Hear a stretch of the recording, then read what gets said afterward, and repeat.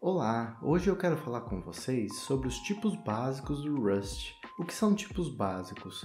São os tipos que vêm na linguagem e não dependem de outros tipos para serem construídos. Cada tipo básico ele tem seu tamanho específico de armazenamento. E com ele podemos construir outros tipos, seja nossos customizados, seja os tipos básicos do Rust propriamente dito. Então vamos lá, vou entrar agora no computador para a gente começar a mostrar os tipos e alguns exemplos. Certo, vamos falar agora primeiro dos números inteiros. Os números inteiros, eles têm tipos diferentes, isso no plural, porque nós temos várias ranges de inteiros e tipos de inteiros. São dois tipos de inteiros que nós temos. Os signed, que são com sinal, e os unsigned, que são sem sinal. Então vamos dar uma olhadinha aqui nos com sinal primeiro, que são os inteiros signed. Nós temos o i8, o i16, o i32, o i64 e o i128. O i8 vai de menos 128 até 127. O i16 vai de menos 32.768 até 32.767 no positivo. E os outros respectivamente. Aqui eu estou com a range menor e depois ele tem a range maior dele. Então, vou rodar ele aqui para a gente ver. Dar um cargo run primeiro. Vou entrar aqui em int signed. Dar um cargo run aqui. Beleza, tem os números aqui. Eu vou fazer um outro teste aqui para você ver. Se eu colocar aqui 127, por exemplo, que é a range dele. Vou dar um cargo run de novo. Beleza, se você olhar aqui, ó, de menos 128 até 127. E se eu colocar um número 128, por exemplo, que é o número que já não está mais? Primeiro ele já me deu um erro aqui, né, no meu compilador. Mas vou dar um cargo run para a gente ver. Beleza, já deu um erro aqui falando que, ó, o literal 128 não faz fit com o i8, que ele tem de menos 128 até 127. Eu vou voltar ele aqui. 127, dá um cargo run. Beleza.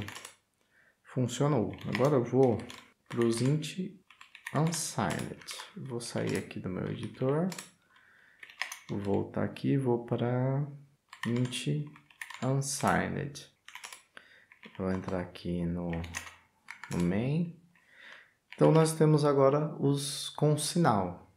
Eles são um pouquinho diferentes. Os sem sinais, na verdade. Que o prefixo deles é o U em vez do I. E também tem o 8, o 16, o 32, o 64 e o 128. E a range deles daí vai sempre de 0 até o número aqui máximo. Então, o 8 vai até 255, o 16 vai até 65.535 e assim sucessivamente para os outros números. Uma coisa importante, né? Sempre com 0. Então, a gente só vai usar para números inteiros positivos quando a gente estiver usando sem sinal.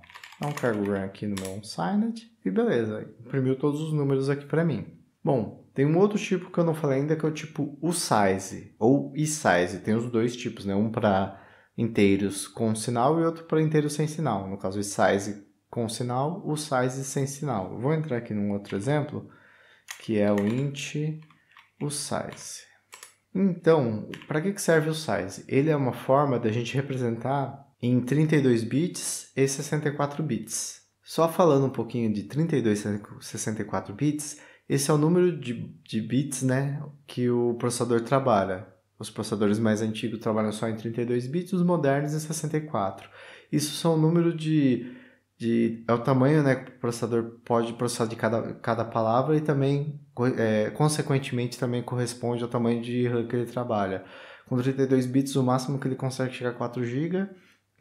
Por isso, muito mais computadores antigos usam 32 bits e tem os 64 que são os atuais, que daí tem um tamanho de memória RAM muito maior. Agora falando sobre size, eu trouxe um exemplo aqui que é para que a gente usa. O size aqui, que é o exemplo desse, poderia usar o size, tanto faz neste caso aqui, ele serve para a gente ter um valor, uma operação simples aqui para a gente pegar o tamanho de um índice de um vetor. Tendo o tamanho do índice do vetor, pode fazer um cast aqui que eu tenho aqui na minha linha 5, que é o tamanho isize vetor len as isize. Daqui eu estou fazendo um cast em Rust. Então eu estou falando que o que vier do vetor.len para ele transformar no isize. Então se o processador desse computador for 32 bits, ele vai converter para um inteiro que lê em 32 bits. e se for 64 bits, vai ser um processador que vai ser o tamanho de um processador de 64 bits.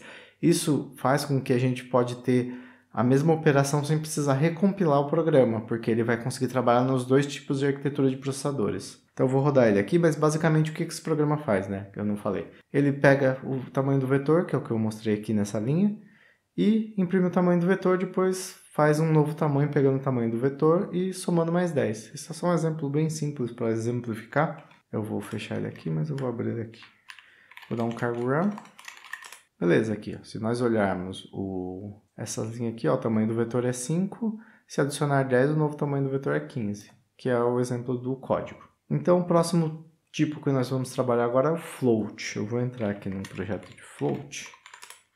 Nós temos dois tipos de floats, o F32 e o F64. O F32 é nosso float de precisão simples e o F64 é nosso float de precisão dupla. No caso 32, ele vai ter 7 algarismos significativos depois da vírgula, e o F64 vai ter de 15 a 17. O F32 é um pouco mais rápido, porque ele faz um cálculo com menos casas significativas, porém a precisão é menor. O F64, para dados que a gente precisa de uma expressão, a gente usa ele é um pouquinho mais lento, mas assim, dentro de Rust, isso para mim é bem irrisório. Depende muito do tipo de trabalho que você for fazer. Se for um programa embarcado, com certeza isso vai fazer diferença, mas para um computador igual o meu aqui, ou o seu computador de casa, provavelmente não vai fazer nenhuma diferença. Então, nesse exemplo aqui, o que eu fiz? Eu criei na linha 2 aqui o número 32, que é um pi. Aqui ele está reclamando porque eu posso usar uma constante do pi, né? Mas que já tem no Rust. Mas no caso, nesse caso específico, eu só estou fazendo para exemplificar, então não há um problema.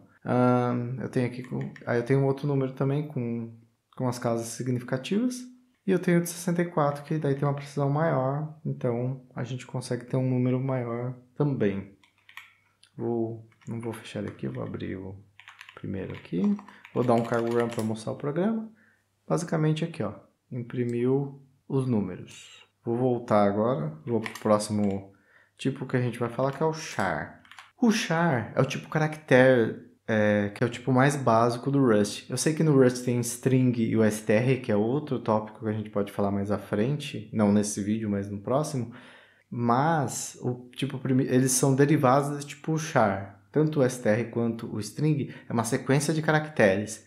No caso, o char é o caractere, né? Então, uma sequência de chars vira um str ou um string, que é um outro tipo que a gente não vai abordar aqui. O char do Rust é bastante interessante. Ele serve para representar qualquer tipo de caractere da tabela Unicode.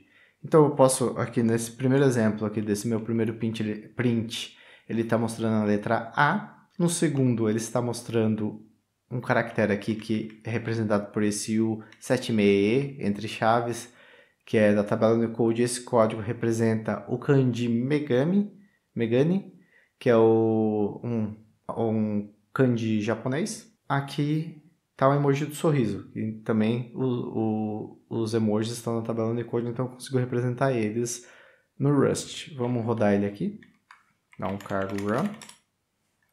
Então, vou deixar aqui maior para vocês verem.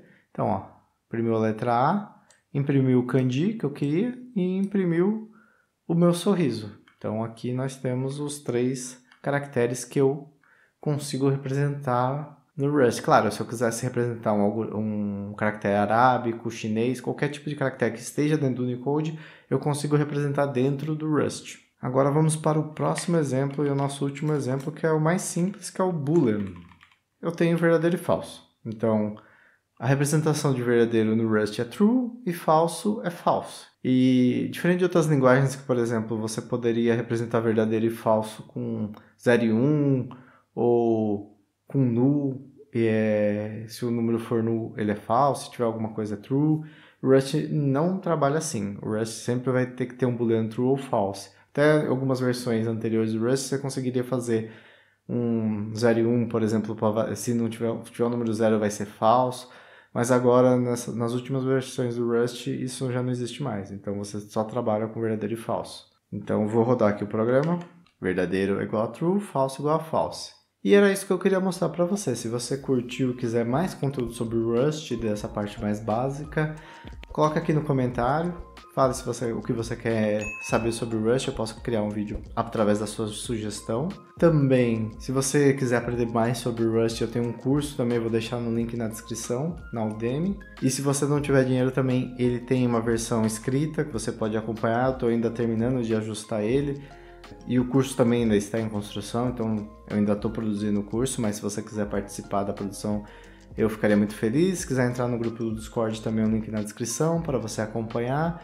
E é isso, se gostou, dá aquele joinha, fortalecer o trabalho, se inscreva aí no canal e a gente se vê no próximo programa. Até mais!